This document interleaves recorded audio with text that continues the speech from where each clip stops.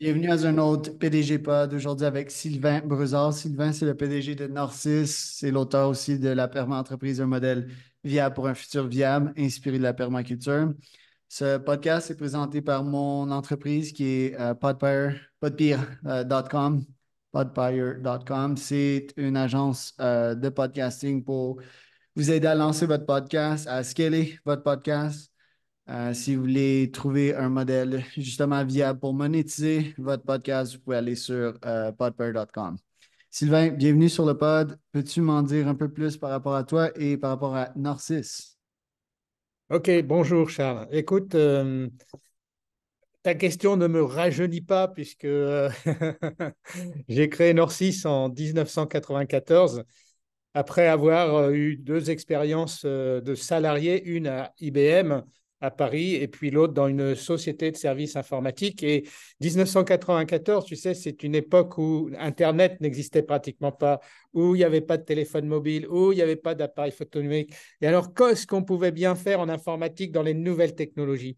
Eh bien, il s'agissait d'essayer de connecter les micro-ordinateurs à un réseau, à un système d'information et de développer des nouvelles applications. Voilà, l'entreprise Norcis est née sur cette base-là.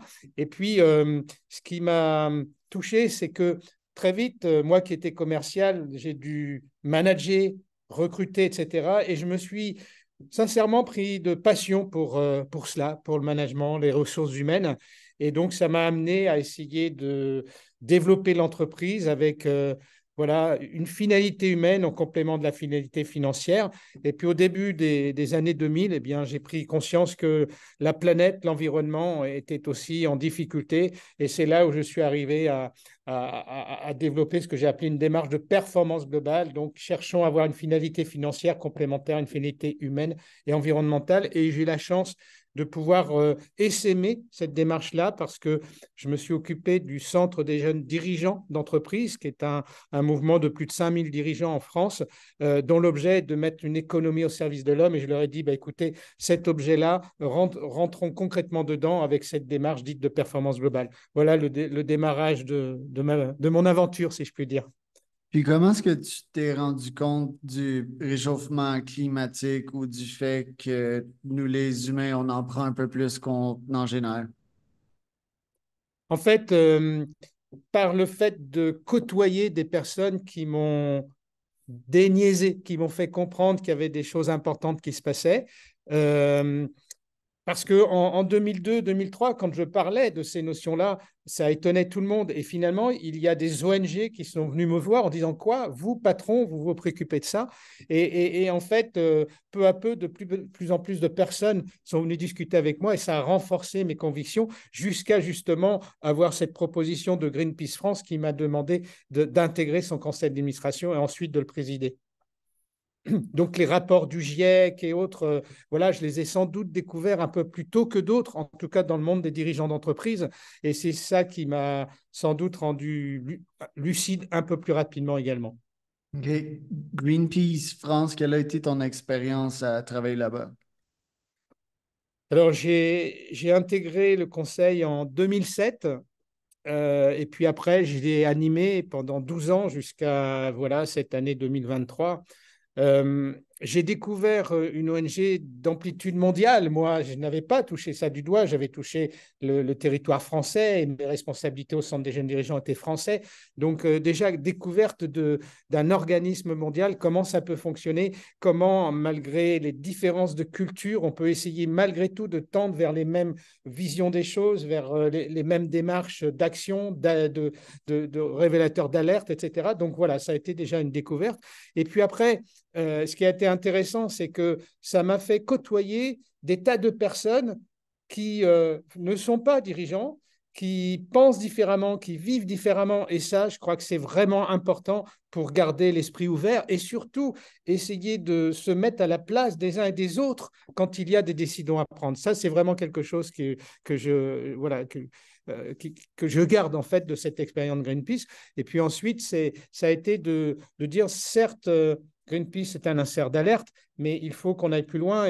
En tout cas, en France, on a poussé à avoir de plus en plus de dossiers d'expertise sur des tas de sujets pour qu'on puisse discuter avec les politiques, les dirigeants et autres, mais sur des choses objectives et pas des informations très fortes qu'il peut y avoir sur tous ces sujets-là. Puis, Norcis, au final, c'est la plupart de ce que vous offrez au niveau service, c'est du consulting. Oui, en fait, on développe des logiciels, hein. On développe des logiciels, mais sur mesure. On n'est pas éditeur de logiciels. Alors, je prends des exemples. Voilà, en France, il y a un système de santé qui est un organisme public. Eh bien, il est unique au monde. Donc, évidemment, que son système d'information et ses services en ligne vont devoir être faits sur mesure. Je prends on travaille beaucoup avec l'agence justement pour favoriser la protection de l'environnement. Ça s'appelle l'ADEME en France, ça dépend du ministère de l'écologie. La même chose, c'est assez unique en termes de démarche, en termes de services et services qui sont coordonnés par les politiques. Donc, c'est du sur-mesure. Voilà, on essaie de se positionner beaucoup sur ces marchés-là parce qu'ils sont cohérents en plus avec parce qu'on va parler après de la perma-entreprise, donc avec des points clés du modèle perma-entreprise. Qu'est-ce que la perma-entreprise? Alors, euh, voilà, en 2019, je dis en souriant, j'ai fait ma crise des 60 ans. C'est-à-dire que voilà, je me suis dit, il y a 20 ans, tu animais ce centre des jeunes dirigeants, tu essayais de pousser cette démarche de performance globale, qu'on écoute ce qui se passe vis-à-vis de la planète. Et puis la RSE, la responsabilité sociétale des entreprises, est arrivée en France à ces moments-là aussi. Et je me dis, eh bien, en 20 ans, si tout ça, ça avait été satisfaisant, si la mise en œuvre de cette responsabilité sociétale par les entreprises avait été suffisante, satisfaisante, le monde ne se serait pas dégradé comme il s'est dégradé. Donc, il faut se remettre en question. Et ma petite idée, c'était de dire que de toute façon, s'il y a remise en question, il faut inventer quelque chose de nouveau. Parce que je trouve que voilà, on tourne un petit peu en rond sur ces sujets-là. Et je suis parti d'une intuition, plus que c'est de dire, mais finalement, la permaculture, qui est pour moi le modèle le plus vertueux de production agricole, est-ce que la permaculture ne pourrait pas finalement inspirer un nouveau modèle de développement d'une entreprise, pas de RSE, de développement. Comment je peux développer mon entreprise en intégrant les enjeux d'aujourd'hui. Et pour cela, j'ai formé un groupe de travail avec des collaborateurs de Norcis, d'autres dirigeants, un philosophe, et je leur ai dit, voilà, on pense toujours que nos idées sont les meilleures, donc vous allez bousculer mon idée le plus possible pour vérifier que c'est véritablement, ça tient la route. Donc on a travaillé en 2019 là-dessus, et fin 2019, oui, il m'a semblé que ça tenait la route. Je pourrais expliquer pourquoi. Et donc, c'est là où je me suis lancé dans l'écriture du concept et d'une méthodologie pour le mettre en place, parce que là aussi, quand il y a des idées, souvent, il n'y a pas les méthodologies. Et débrouillez-vous. Donc, moi, ça me semblait important pour les dirigeants qu'il y ait aussi une méthodologie. Donc, j'ai formalisé tout cela en 2020 dans un livre en disant, voilà, c'est pour vous, c'est pour la société. Moi, je ne veux pas en faire du business en tant que tel. Je veux au contraire que tout le monde s'approprie cela. Intéressant. Puis, en application, qu'est-ce que ça donne la perma-entreprise? Si j'applique ce modèle-là auprès de mon entreprise à moi, quels résultats devrais-je espérer? Alors, ce qui va se passer, c'est qu'en premier lieu, tu vas orchestrer ton entreprise autour de trois principes éthiques qui sont incontournables et indissociables. Prendre soin des femmes et des hommes, préserver la planète, se fixer des limites et redistribuer équitablement les richesses. Voilà.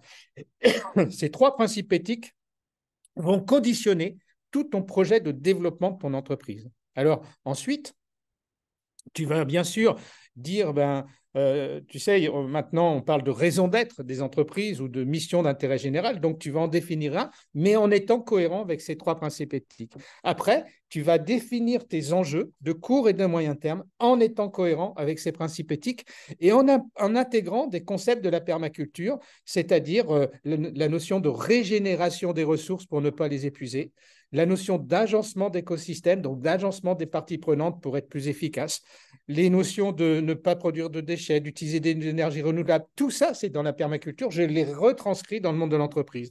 Donc, tous ces ingrédients-là, avec la méthodologie, vont te permettre de définir tes enjeux de court et moyen terme. Et après, tu vas dire, face à ces enjeux, eh bien, qu'est-ce que je fais déjà et qu'est-ce que je voudrais faire demain?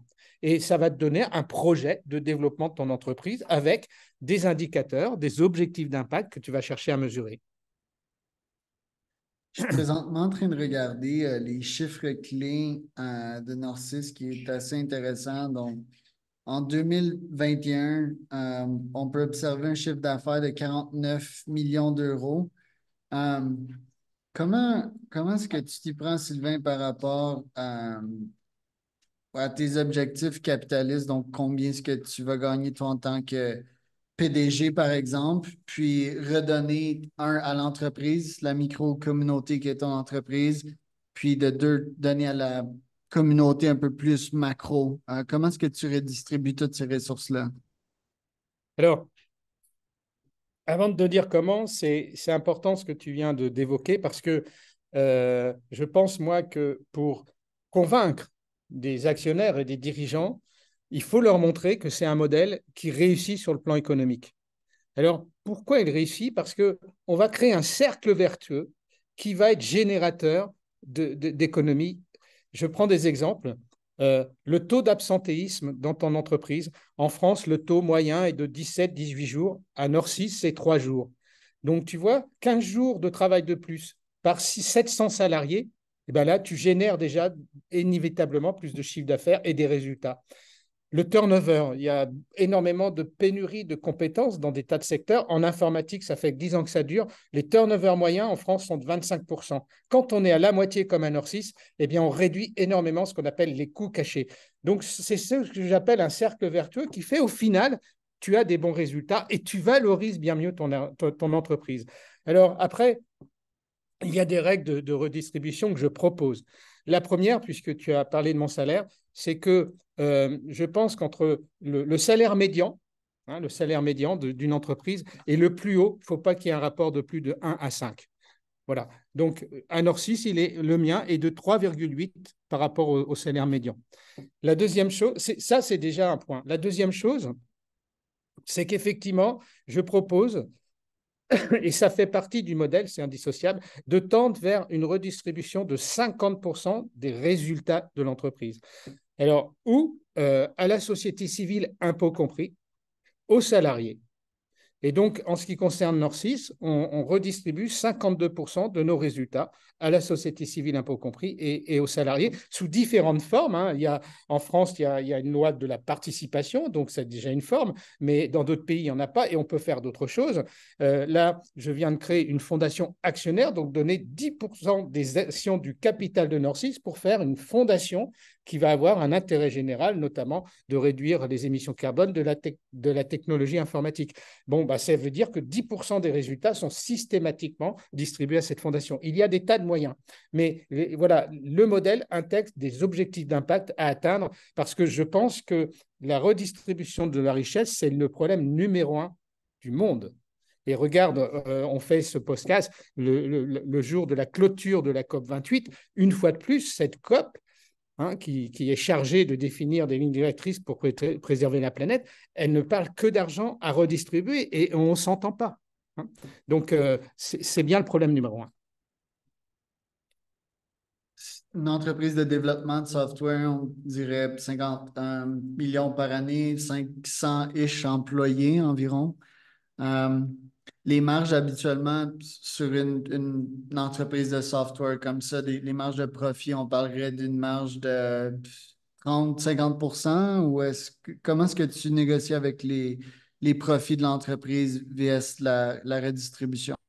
En fait, les marges sont plus difficiles à faire aujourd'hui.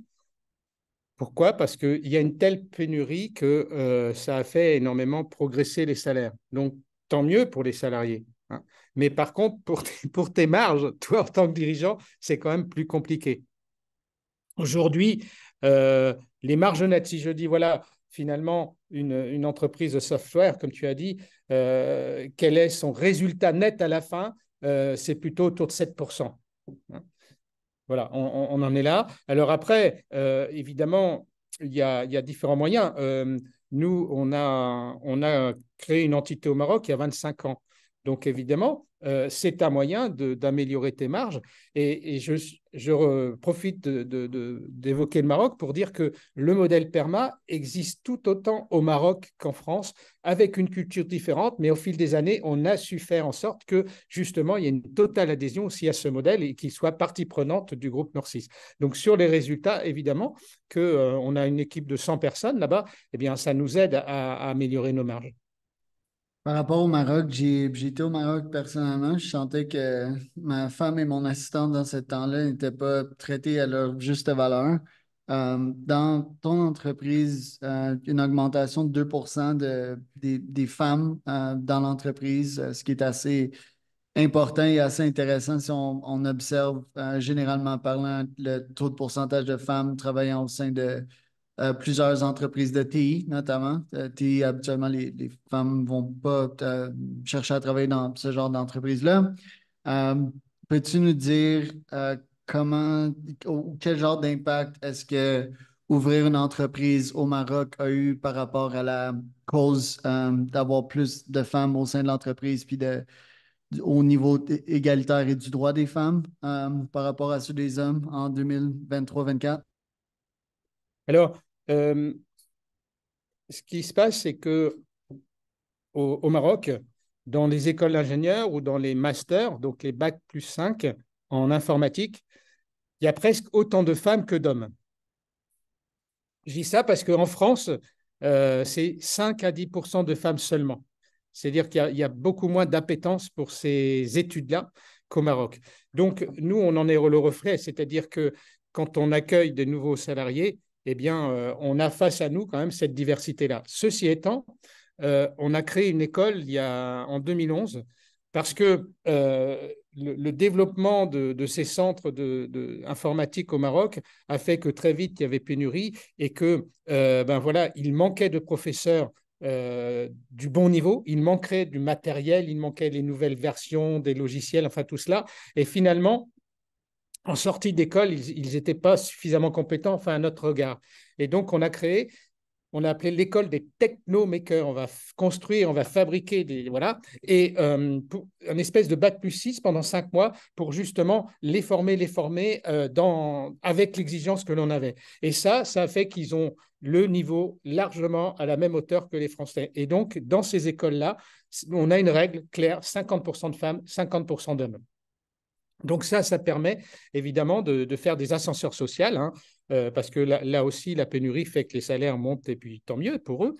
Et d'autre part, on a nous, et ça fait partie du modèle entreprise, un autre critère qui est qu'il y a une égalité de traitement des salaires entre les hommes et les femmes. Donc ça fait depuis 2005 qu'on a mis en place des outils en France et au Maroc et on ne lâche pas là-dessus. Pardon. Donc ça aide évidemment au fait que les femmes puissent avoir les mêmes moyens que les hommes pour s'épanouir.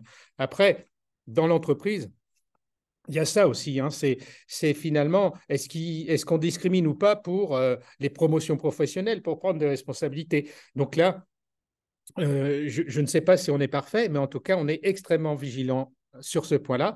Et au Maroc, il y a des femmes qui dirigent des projets autant que des hommes. Voilà ce qu'on a pu faire. Alors, on a essayé d'aller plus loin avec notre fondation, puisqu'on a créé une fondation au Maroc. Et justement, ce que peut faire cette fondation, lutter contre le diabète, aider des exploitants à être en agroécologie et en vivre et devenir autonomes, etc. Mais on mène aussi des actions par rapport à des publics féminins, notamment pour l'accès à l'école. Par rapport à l'environnement, quel, quel plan d'exécution est-ce qu'une entreprise pourrait mener à terme de la manière la plus efficiente en 2024? Est-ce qu'il s'agit de redistribuer une partie de son budget à une cause pour planter des arbres? Comment est-ce qu'un PDG moderne pourrait contribuer le plus à l'environnement puis offsetter son carbon footprint? Hmm. Le mot contribuer est important. Euh, En premier lieu, et tu repointes sur d'autres parties du modèle Perma-entreprise, en premier lieu, je pense, moi, que entreprises comme autres associations, etc., nous devons tout faire pour réduire nos émissions. C'est l'enjeu, c'est vraiment la priorité des priorités. Hein, je vois aujourd'hui des compagnies aériennes, etc., dire non, mais vous en faites pas, on peut continuer à en générer des émissions parce que de toute façon, on les compense. Ça, c'est une aberration pour la planète. Donc, il faut tout faire pour les réduire. Et dans le modèle, ce que j'ai proposé, c'est de chercher à les réduire. Alors, à l'époque, c'était en 2020, de 50% sur 2030. Hein, on sait qu'il faut les diviser par deux. Et bon, maintenant, il ne reste plus que 6 ans, donc ça devient là. Mais voilà, nous, en tout cas, pour être concret, on les a réduits de 40%, et notamment grâce au télétravail qu'on a mis en place dès 2015, parce qu'on s'est aperçu que 50% de nos émissions étaient liées au déplacement notamment automobile. Donc voilà, chaque entreprise peut avoir des marges de manœuvre pour les réduire. Si c'est l'industrie, ça va être beaucoup plus compliqué que si c'est le tertiaire, je l'entends, mais on peut tous avoir des marges de manœuvre. Donc ça, c'est la priorité numéro un. Et après, eh bien, malgré tout, on émet des tonnes de CO2. Et là, tu vois, il y a 6 ans, voilà, on avait développé un logiciel pour que les collaborateurs puissent avoir leur propre bilan carbone professionnel et voir chaque jour ce qu'ils émettaient. C'était dans un but pédagogique. Et ensuite, on leur proposait, juste par des clics sur un site, hein, de planter des arbres. Et on est revenu là-dessus parce qu'en fait, la plantation des arbres peut être efficace comme inefficace. Il se trouve que les études maintenant montrent que 15 à 20% des arbres meurent la première année. Il y a des études qui ont montré qu'il y avait des plantations, mais pas du tout en biodiversité, que c'était plus mal que bien. Voilà, il y a plein de choses. Alors nous, on a fait évoluer nos contributions vers ce qu'on appelle, nous, contribuer à des logiques de bas carbone. Alors, un exemple concret, c'est de financer une étude pour une ferme et de voir en quoi elle a les moyens de réduire fortement ses émissions et combien ça va coûter, parce que souvent, ça passe par d'autres outils de production, etc. Et donc, eh bien, on fait des dons pour favoriser la baisse des émissions d'autres structures. Là, c'est une ferme, ça pourrait être ailleurs. Et donc, entre guillemets, si nous, on émet encore 800 tonnes, eh bien, on essaie par des logiques de bas carbone, de réduire de 800 tonnes d'autres émissions d'autres entreprises. Merci Sylvain pour la valeur ajoutée aujourd'hui. Où est-ce qu'on peut en trouver plus par rapport à toi sur ton entreprise ou sur ton profil? Alors, il y a sur le web, il y a un site Perma Entreprise. On essaie de mettre voilà, des productions où ça avance, des exemples d'entreprises. Hein. Après, si on veut prendre contact avec moi, et maintenant je ne suis plus tout seul, mon fils est à fond sur le sujet avec moi, il y a LinkedIn, c'est vraiment très efficace, et c'est ce que tu as fait, hein, Charles. Ensuite, il y a, on m'a permis de faire un TEDx sur le sujet. Donc, il y a un TEDx fait en 2022, je crois, que le temps passe tellement vite. Donc, une autre façon de peut-être d'écouter en 18 minutes toute l'histoire et l'approche globale du modèle Perma Entreprise. Ensuite, bon, il y a ce livre. Alors, il est en français. Pour les francophones, ça peut le faire. On peut le commander sur Internet, évidemment. On va peut-être le traduire en anglais un jour ou l'autre.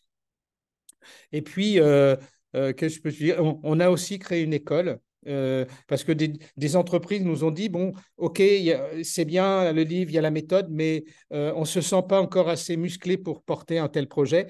Donc, est-ce que vous pouvez nous former davantage? Donc, on a monté une école euh, avec un module vraiment très pragmatique, hein, de 3 jours qui fait que les uns et les autres se sentent plus à l'aise pour ensuite déployer ce modèle. C'était un autre PDG Pod avec Sylvain Brézard et Charles Cormier.